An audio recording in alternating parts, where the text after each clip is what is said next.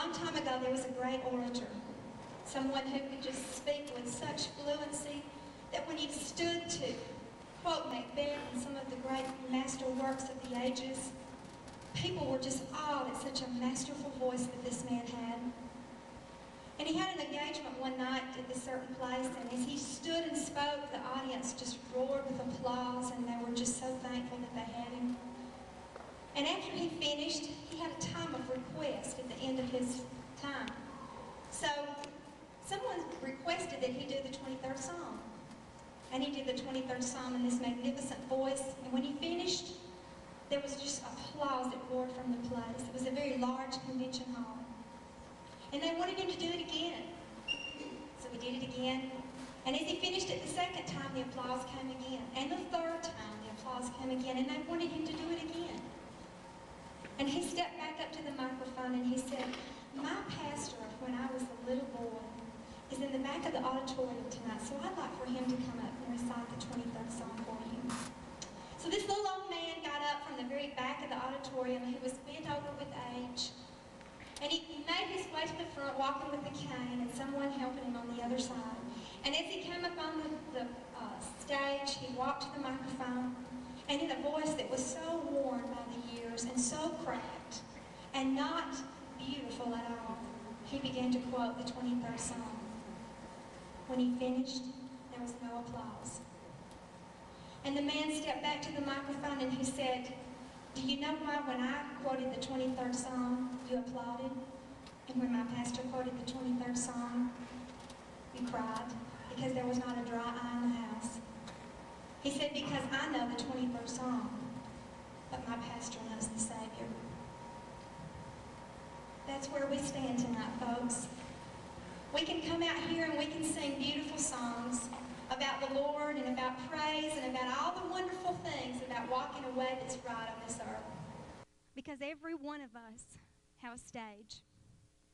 Some of you ladies out there can cook really, really well. And when you're asked to cook, you just take it with such joy and pleasure and pride. And you take that thing that you've cooked and you set it down at that event, and you're so pleased, and that's your place of performance. Some of you men out there can build things just it seems out of nothing, from nowhere. I was amazed the first time I ever saw my husband put a little garage-like thing together. It seemed like he built it out of nothing. But the place that we can perform our best is where we feel so proud and so pleasured inside. But after all the stages are gone, after all the performances are over, and when you're at home by yourself, and you're in the bedroom, and you're crying out to the Lord because you can't pay the bills, or the baby's sick and it won't get well, or there's problems that you just can't seem to overcome, and you're all alone, and it seems like there's no one else around, that's the time that we really, really need the Lord. All the years that I've been singing and loving every minute of it, there's still those mornings that I get up and my kids go off to school and my husband goes to work and I'm standing there and facing dirty dishes, toilets that need cleaning, beds that need making, and that's not so glamorous there.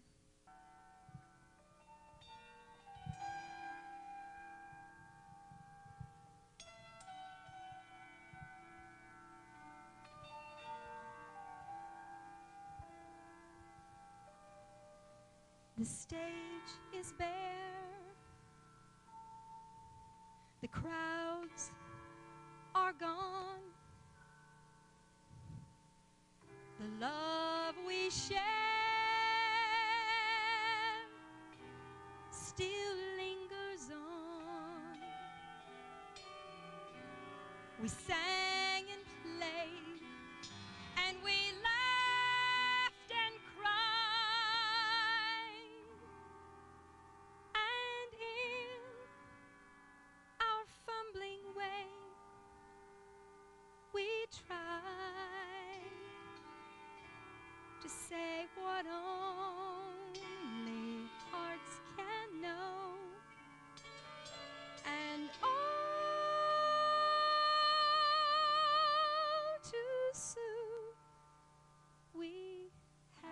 ago. And now, here in this darkened room,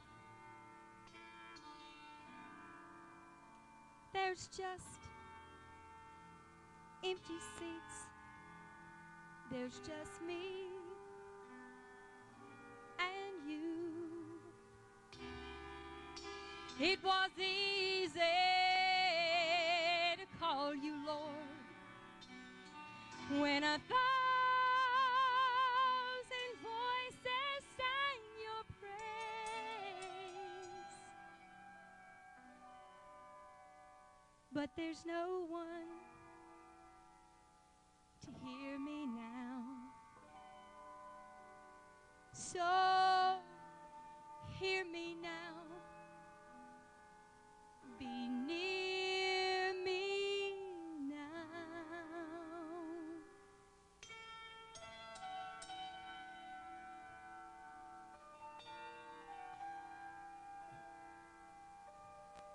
The stage is bare.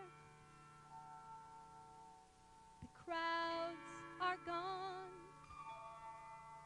Lord, now's the time.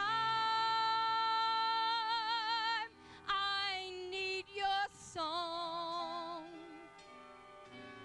to give me joy and certainty